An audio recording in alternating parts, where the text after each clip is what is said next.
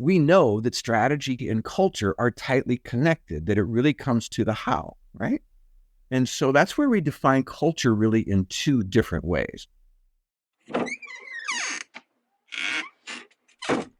Well, welcome to Exude Human Capital Consulting's Hold On, Let Me Close My Door, the podcast that brings real stories from real professionals with real solutions to you.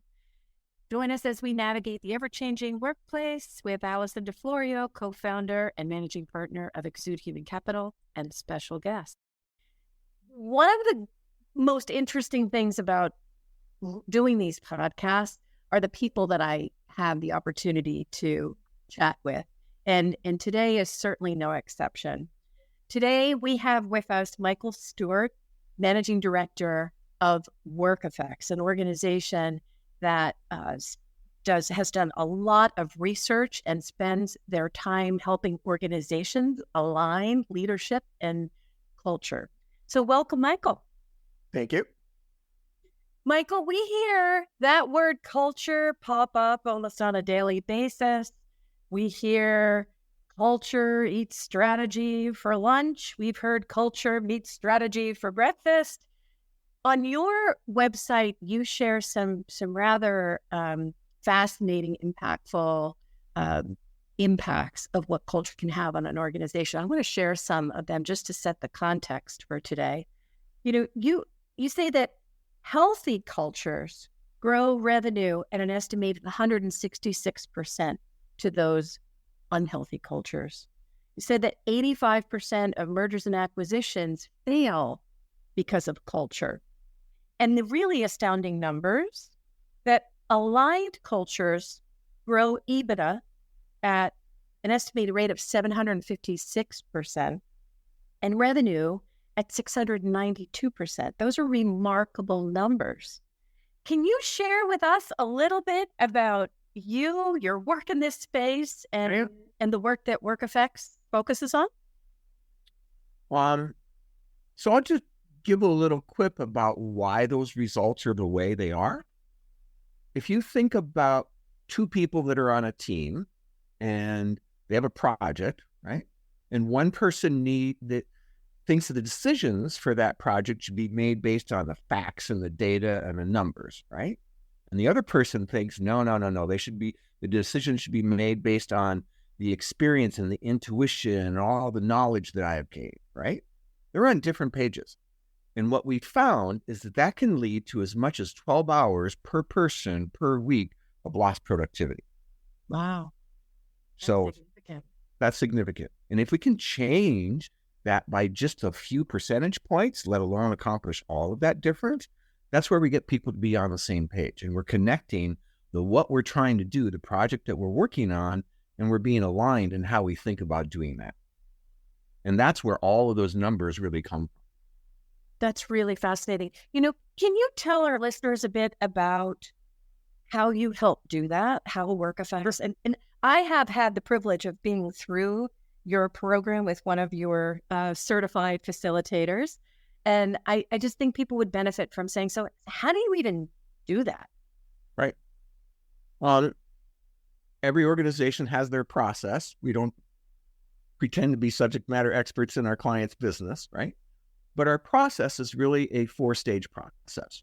And the first stage is really, what is the culture needed to execute the strategy? And we try to really connect the culture to the strategy. To get to that phase, there's kind of two prerequisites.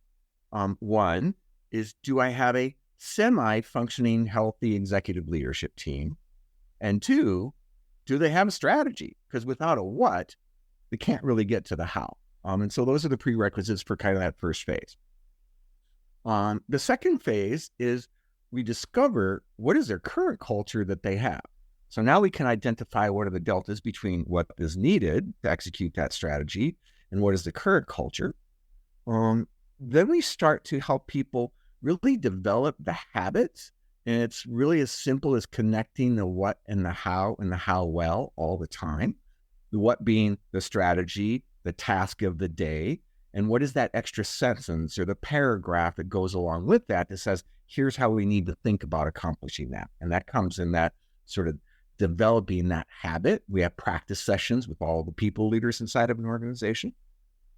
And then how do we deploy that? How do we sustain and support those people leaders over a period of about 6 to 8 months, where we'll identify internal culture champions and then train them on how to do change, how to do this culture stuff. And then they are attached to those people leaders on at least a monthly basis. And then we continue to coach and support those culture champions for about a 6 to 8 month period. That's the ideal process. Ideal shows up maybe 15% of the time. And then you have to deal with reality of what's going on with the client. So let's take it back to the leader who is that you're about to talk to, that they're saying, oh, our culture is fine. Our culture, I'm happy with our culture. Why does culture really matter to an organization? So in a lot of times, culture doesn't matter. And I know that may seem, different coming from somebody like me. But if the culture is healthy and they're accomplishing their goals and they don't have any changes happening, culture is probably fine. But when I find culture really becomes a crisis is in several situations. It's when there's a change of leadership, right? It is when there is a sudden downturn in the business. It's when there's some sort of merger or acquisition that's occurring inside the organization. There could be a brain drain where, your talent has sort of gotten aged and they haven't really recruited new talent, or they're in that sort of exponential growth. And it's those situations where I find that what's really happened is the strategy of the organization has shifted, and that's where the culture, the how, needs to shift along with that what being changed. So I love how you just said the culture or the how. How do you define culture? How's it experienced by an individual in an organization? Sure. So culture is one of those things that you ask 10 people and you're going to get 20 different answers, right? It certainly shows up in the news all the time when they want to say something is bad. Here's Boeing's culture, blah, blah, blah, right? Here's how government is dysfunctional because of the culture, yada, yada, yada. And a lot of people, I think in general, try to put what I call the values side of the equation into what really is a culture. I think that's kind of been what I would see as the traditional mode over the last 15 years. We need to have good trust, right? We need to believe in our people. We need to have people that are committed to the organization. We need to have good quality. We need to have innovation. We need to have good customer service. We need to have all of these things. And those things haven't really changed since Aristotle. What is good, right? But they're not really differentiators for an organization. That they may be called something different, but they're kind of the same things. If you went to, any company within a 5-mile radius and you looked at what is their values, they probably line up pretty close to what your own organization's values are. The degree to which people implement and live out those values are very different. And so when we looked at this 10, 12 years ago now, I suppose, we said there's something missing because we know that strategy and culture are tightly connected, that it really comes to the how, right? And so that's where we define culture really in two different ways. We said, okay, you need to be healthy. You need to have a healthy culture, which are all of those things that are sort of bad to good, right? But then there's this other side that is more very unique to an organization. It's their secret sauce. It's their way of thinking. It's literally how they think about doing the work. And we call that the aligned or purposeful side of culture. So if you think of something like customer service, right? Every organization needs good customer service. But how do they really go about doing that? Is it world-class transactional approach, or is it deep customer intimate approach, right? Those are very different. And what does that mean? What's the impact of that to the systems that you're using, to the infrastructure that you have, to the way you're putting your products into the market, to the kinds of, the way that you're fundamentally going about serving those customers is going to be very different based on where you're at on that continuum of either deeply customer intimate or world-class sort of transaction. So that's sort of how we break up industry culture. So that's really helpful. To me, it makes the concept of culture feel much more tangible, something that I can actually see and do something with. Oftentimes we hear culture described as, oh, we have a really casual culture, or we have a really social culture, or as I heard yesterday, this is true, we have like a happy hour culture. And I thought, oh, that's curious. How does that impact how the work gets done? Can you talk a little bit about that piece of it? How does that fit into this culture piece? So, certainly in the purposeful side of culture, we've identified kind of 10 different dimensions, like that customer service piece, right? So we look at a customer approach. Is that intimate to transactional? Or what's your market approach? Is that being a fast adopter, or is that being a market leader? We'll look at loyalty. Is that all around the brand and the logo, or is it to the individual inside of the organization? Or we'll look at something like, to your point around the atmosphere, is it disciplined, or is it much more social, right? So those sort of factors come in, but, and that's not necessarily about not having fun or having fun, so think about a organization like Lockheed, right? Building their fighter jets. They're a very disciplined organization, and I've been in those plants, and I can tell you that those engineers have a heck of a lot of fun, but it's planned fun. We're going to set up this situation. We're going to do these types of things. They're very disciplined in that approach. Versus some other organization might say, hey, I'm going to lunch. Anybody want to throw in a few dollars for pizza? Or, hey, we're going to do a happy hour. So that's much more that social side of things. And I would say not all 10 of our dimensions are really critically important for every organization. There's usually a top 3 or 4 that are absolutely critical for the success of executing that strategy. You gave a couple of an example there of Lockheed. Can you share some examples of organizations that you've worked with or that you've experienced? And we don't need to know the names, but where have you seen the work that you do really impact what perhaps started as a maybe not perfectly healthy culture, and through this intervention, you were able to perhaps help align or help them shift to become a healthier culture? I can think of a lot of them. I'll think of a recent client that we started working with. I got the call from the head of HR, and he says, okay, Michael, you're the culture guru. I've used you in the past. We were an insurance company that was spun off, got bought by a private equity firm, new leadership. They are probably a 30-year-old company that has had not too much growth. It's kind of a small market, but the private equity firm says, oh no, you need to grow. You need to acquire other organizations. We're going to have new leadership.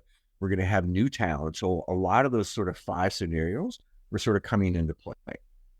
And I said, Jeff, my 2 prerequisites are you need to have a semi-healthy functioning team.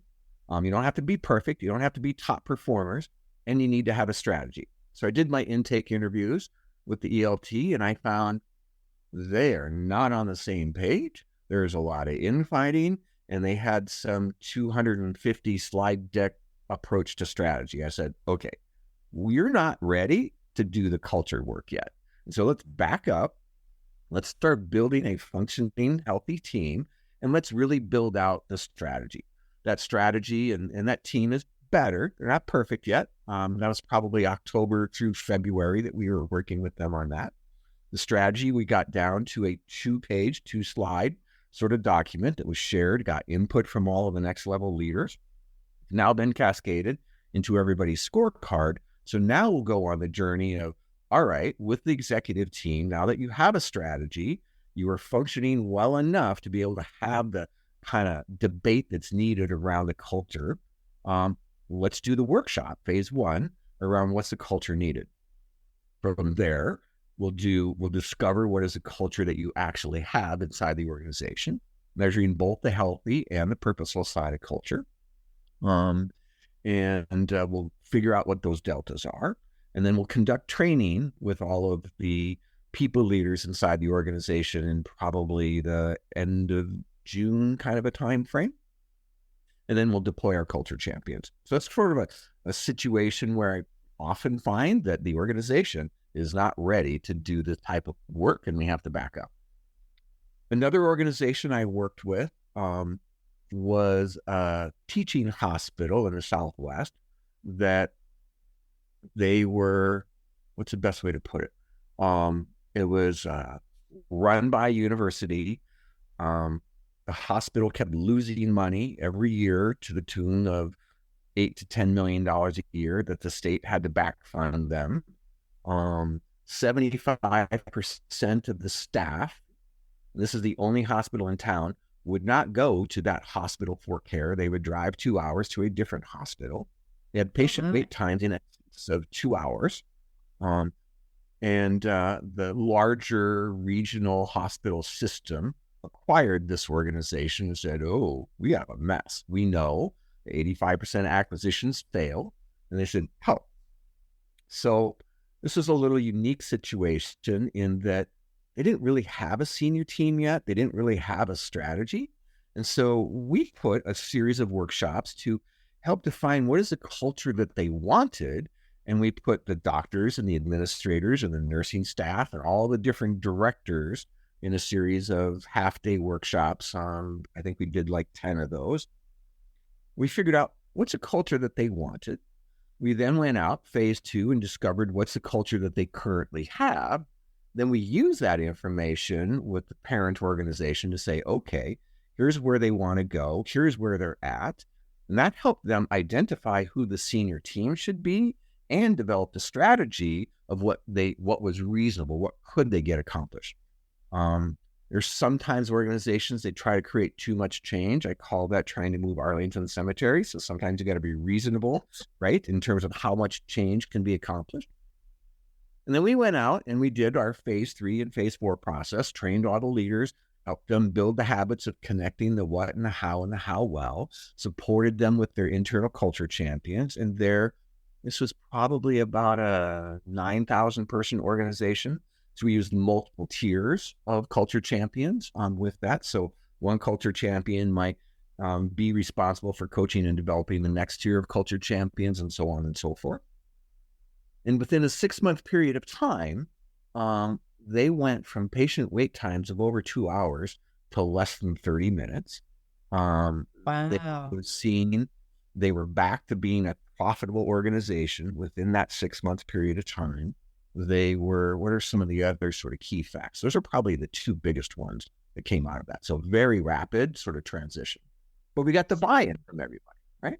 Yeah. And so it sounds like your process is a very methodical process. And as I'm listening to it and having gone through it ourselves, if a leader might say, that sounds like a lot of time, or that sounds like a lot of work, or what do you say to the leader who says that's a lot of time, especially when you can show results like you just demonstrated over a period of 6 months?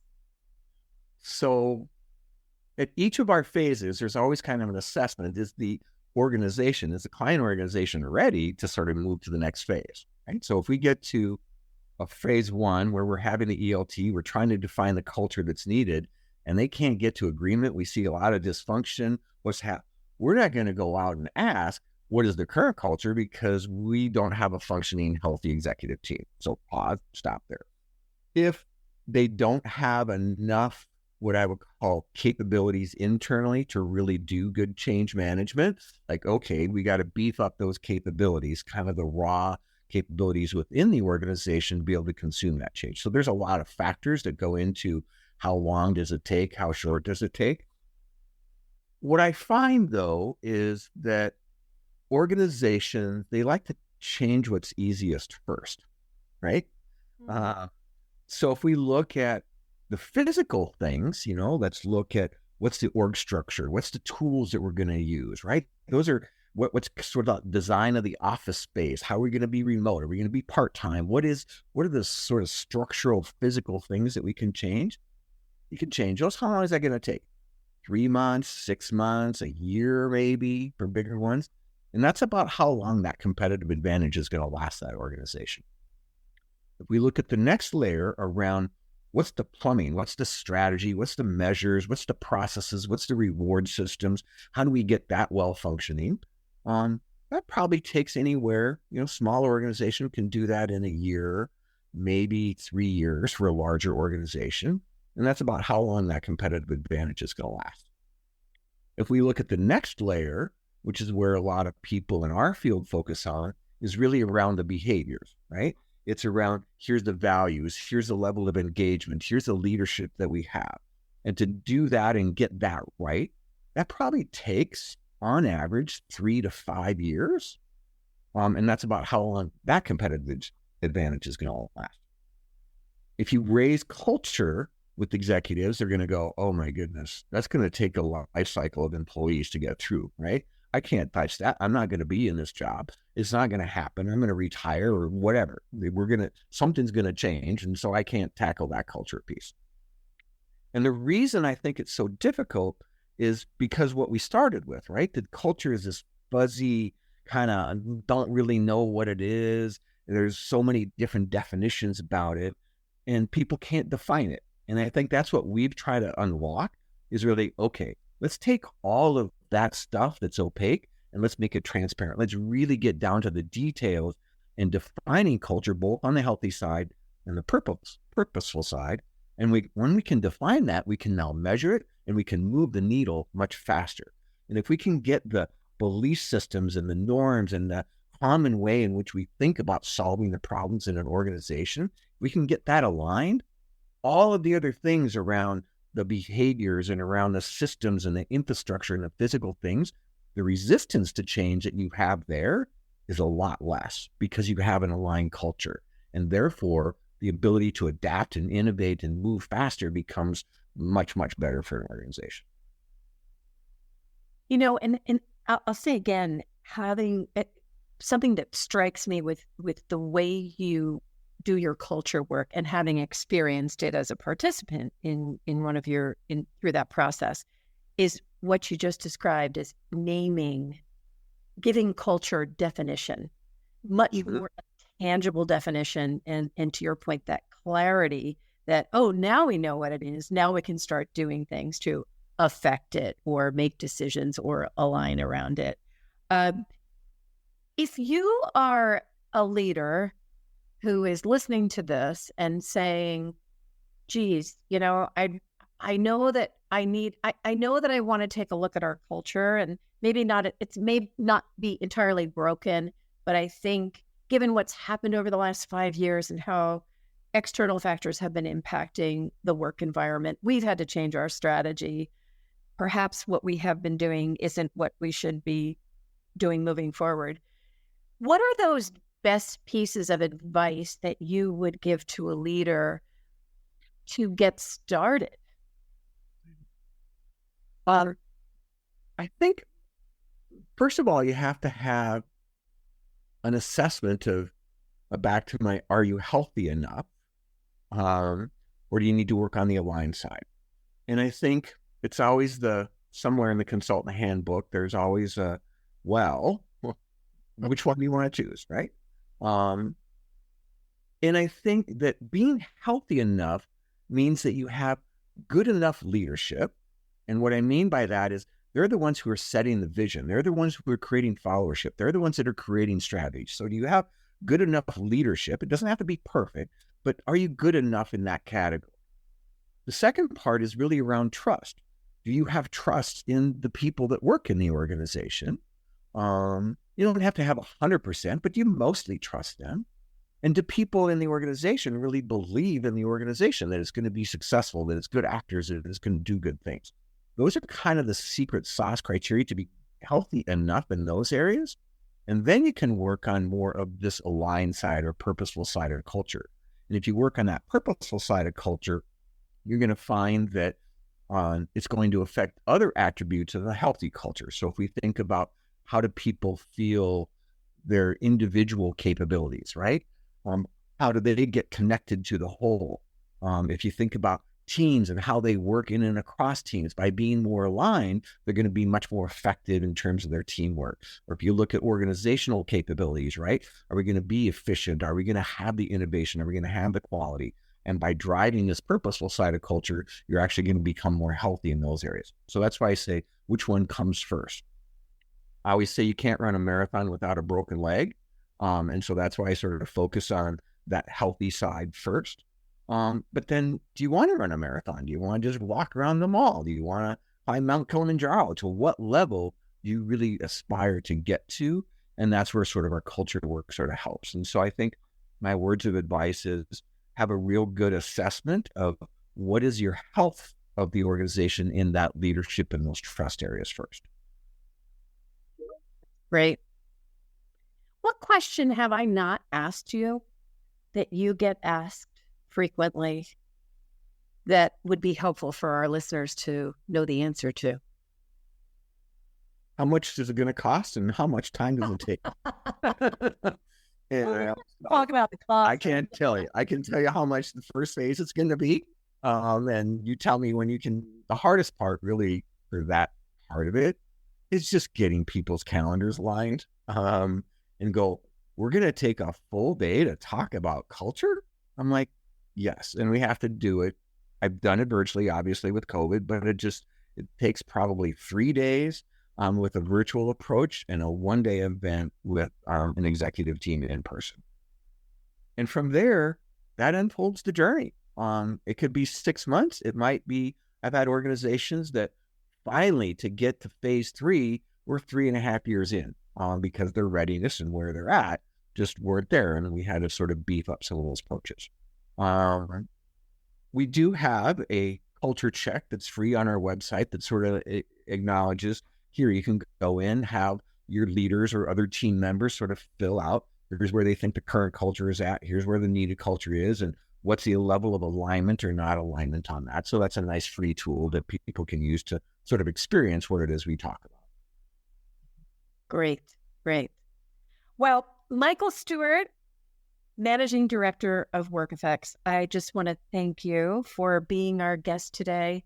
And again, thank you for the body of work that you do and the solutions that you provide. We as an organization have benefited from it. And today we really benefited from hearing your insights and helping us perhaps rethink how we define culture.